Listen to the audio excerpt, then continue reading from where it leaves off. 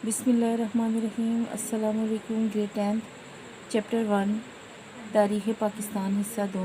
Topic general Ziaul हक़ का दौरे हुकूमत 1977 टू 1988 1977 से लेकर 1988 तक। जनरल ज़ियाउल हक़ का दौरे हुकूमत 1977 टू 1988 1977 से लेकर 1988 तक। भुट्टो हुकूमत ख़त्म करके। बच्चों, आपको याद है ना कि भुट्टो हुकूमत कब शुरू हुई थी? 1971 1971 में भुट्टो की हुकूमत स्टार्ट हुई थी। भुट्टो हुकूमत ख़त्म करके जनरल ज़ियाउल हक़ ने क्या किया? 5 जुलाई 1977 5 जुलाई 1977 को इक़्तिदार संभाला, हुकूमत संभाली, और इस तरह मुल्क में मार्शल लॉ के एक और दौर का आगाज़ हो गया। बच्चे, एक बार फिर पाकिस्तान में मार्शल लॉ लग गया। जनरल ज़ियाउल हक़ ने 90 दिन के अंदर 3 महीनों के अंदर इंतख़ाबात कराने का वादा किया। अब देखते हैं इस अरसे के दौरान आज़ादी तहरीर व तकरीर जमहूरियत ख़त्म हो चुकी थी। मर्ज़ी से कोई भी जो है तहरीर नहीं कर सकता था, ना ही कोई तकरीर हो सकती थी। इस आमरीत के ख़िलाफ़, आमरीत क्या होता है? फ़ौजी हुकूमत के ख़िलाफ़ कुछ भी नहीं, ना लिखा जा सकता था, ना कोई तकरीर की जा सकती थी। और सियासी सरगर्मियों पर भी कोई भी इज्तिमात सियासी नहीं होंगे, कोई तकरीर भी नहीं होंगी, कोई तहरीर भी नहीं होगी, पर मुकम्मल पाबंदी लगा दी गई। अब देखते हैं कि अक्टूबर 1977 में आम इंतख़ाबात इल्तवा करवा दिए गए। 1977 में जो है वो इंतख़ाबात को इल्तवा देर कर दिया गया, और सियासतदानों के एहतसाब, सियासतदान जो थे ना, उनका एहतसाब का मतलब होता है हिसाब किताब लेना का ऐलान किया गया। अब देखते हैं मार्च 1978 को लाहौर हाई कोर्ट ने क्या किया कि साबिक वज़ीर आज़म, कौन से वज़ीर आज़म?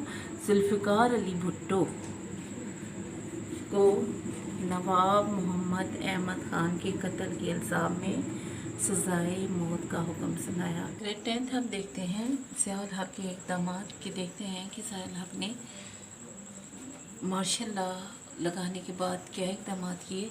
अब मार्शल लॉ के ज़ेर साया जुलाई 1972 को सिविल काबीना ने हल्फ उठाया।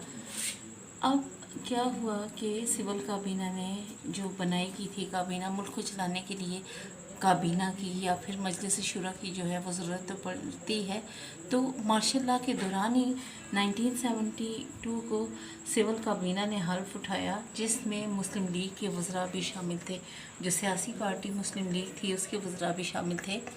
कुछ अरसे बाद पाकिस्तान कौमी इत्तेहाद में शामिल बाज़ जमातों के नुमाइंदों को भी काबीना में शामिल कर लिया गया। इसके बाद हम देखते हैं कि सितंबर 1978 में जनरल ज़ियाउल हक़ ने एक और कदम उठाया। कौन सा कदम? सदर पाकिस्तान का ओहदा भी संभाल लिया। अब 1972 में सिविल काबीना ने क्या किया कि हल्फ उठाया। उसके बाद देखते हैं कि कौमी इत्तेहाद में शामिल जो जमातें थीं वो भी काबीना में शामिल हो गई।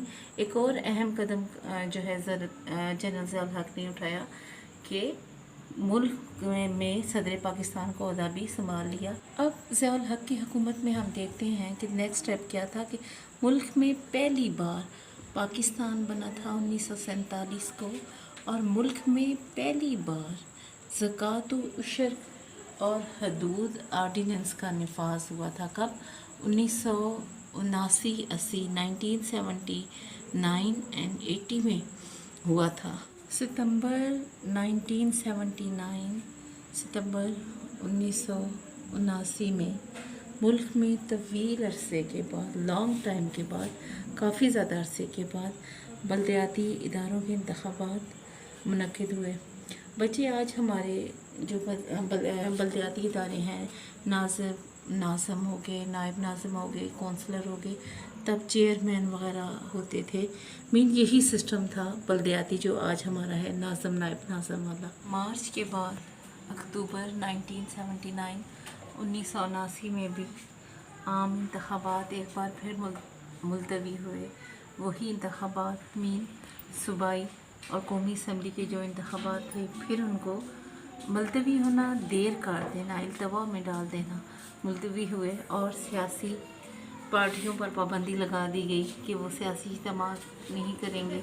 23 मार्च 1981, 23 मार्च 1981 को मुल्क में अबूरी आइन का नफाज हुआ, जिसने 1973 के आइन की जगह ले ली। बच्चों याद है ना, मैंने आपको अबूरी हुकूमत के बारे में बताया था कि एक हुकूमत जब ख़त्म होती है और उसके बाद दूसरी हुकूमत बनने तक जो आर्जी तौर पर हुकूमत होती है उसे अबूरी कहते हैं। इसी तरह 1962 के आइन के बाद जो 1973 का आइन लगाया गया था, उसे क्या किया गया था, उसकी जगह आर्जी आइन जो है बना दिया था। किसने? जनरल ज़ियाउल हक की हुकूमत ने। अब नेक्स्ट पॉइंट हम देखते हैं स्टूडेंट्स, सदारती रेफरेंडम।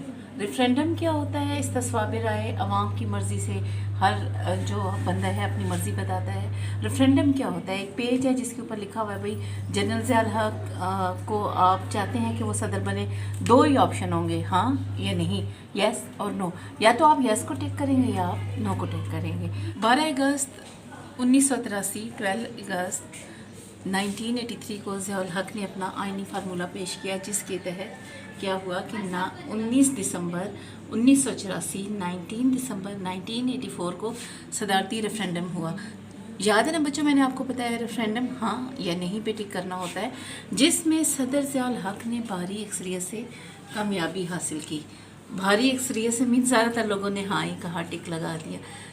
25 फरवरी 1985, 25 फरवरी 1985 को कौमी असम्बली और 28 फरवरी को सूबाई इंतखाबात गैर जमाती बुनियाद पर हुए। गैर जमाती बुनियाद का मतलब ये है बच्चे कि जो भी इलेक्शन लड़ना चाहता है अपने बिहाफ पे लड़े, उसको कोई भी पार्टी सपोर्ट नहीं करेगी।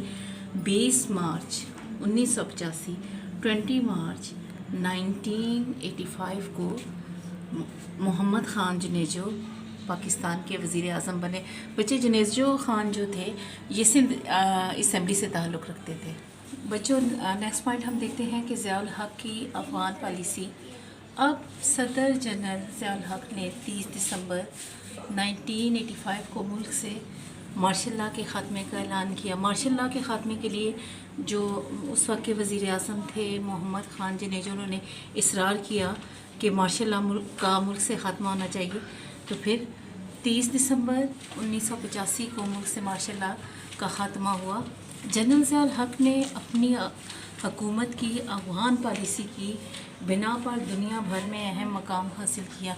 बच्चे अफ़गानिस्तान पर रूसी जारियत थी और क्या था कि अफ़गान महाजरीन लाखों की तादाद में अफ़गानिस्तान से हिजरत करके पाकिस्तान आए थे, लेकिन फ़ौजी इक़्तिदार की तवालत की वजह से, फ़ौजी इक़्तिदार की तवालत मीन लंबा दौर था फ़ौजी इक़्तिदार का की वजह से सियासी, समाजी और माशी इदारों को इस्तेहकाम नहीं मिल सका। आज हमने जनरल ज़ियाउल हक का दौरे हुकूमत पढ़ा। आपने नीट एंड क्लीन अपनी नोटबुक्स पे ये लिखना भी है और मुझे याद करके आपने सुनाना भी है। इंशाल्लाह आपका काम चेक किया जाएगा और आप सुनाएंगे और उसका रिस्पांस भी इंशाल्लाह दिया जाएगा।